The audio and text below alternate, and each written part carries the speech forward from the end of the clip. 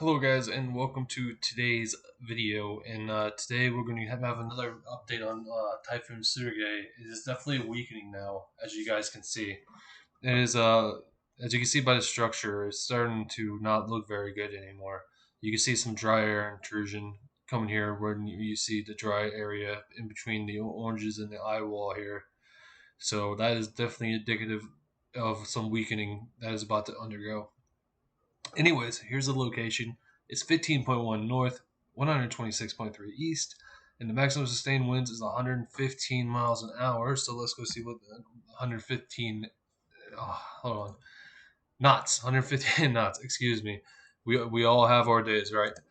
Let's see how much that is. 115 knots, 2 miles per hour. Yeah, it's 132 miles per hour. So it's not exactly a super typhoon anymore at this rate.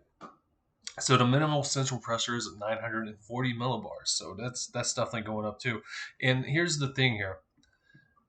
Surigae has stalled out pretty much for the last like 24 hours. So not only has that prolonged the effects in the Philippines with the tropical storm force winds, but at the same time it's also helping to weaken the system with the upwelling that it is causing while it is just sitting in one place. It's upwelling cooler water from the depths and bringing it back up to the surface. So that's what's causing it to weaken a little bit.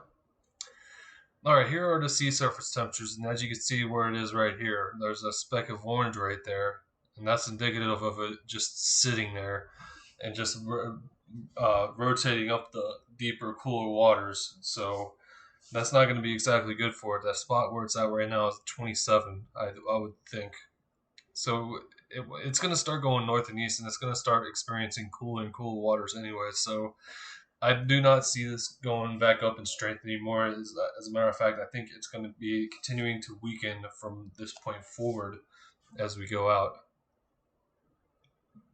And as you can see, once it gets up here to about the 20 line, then that's going to be pretty much all she wrote.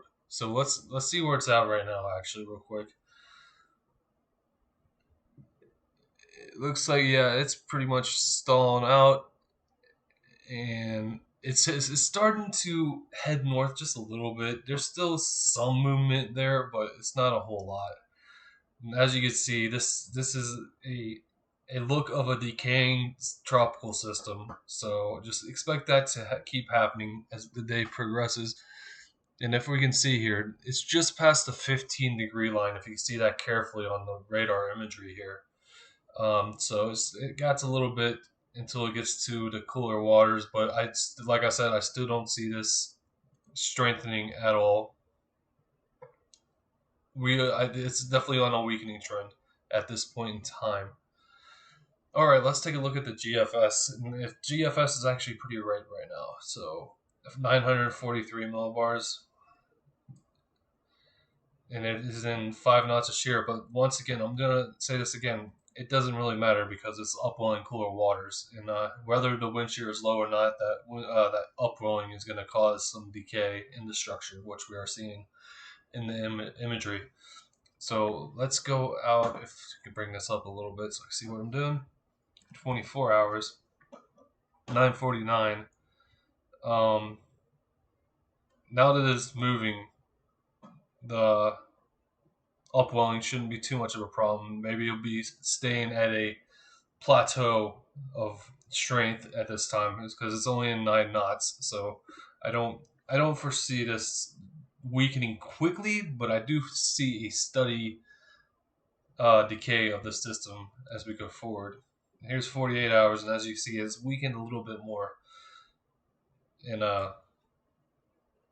even though the wind shear is low, I think the system is damaged goods now to the point where it's gonna, even in warmer waters, it's gonna start decaying and weakening because the structure is just so weak right now to support what it is.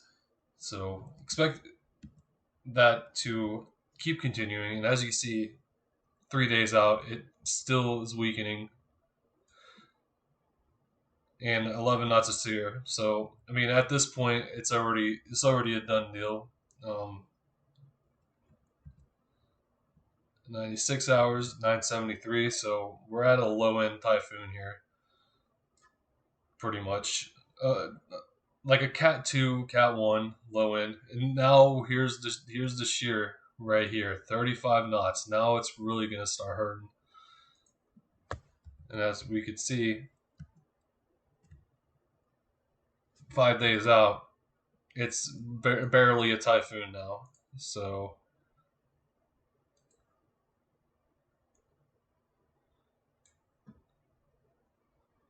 look at how that is a lot of wind shear, guys. So this thing, once 5 days comes out, this thing is really going to start taking a whooping from the wind shear.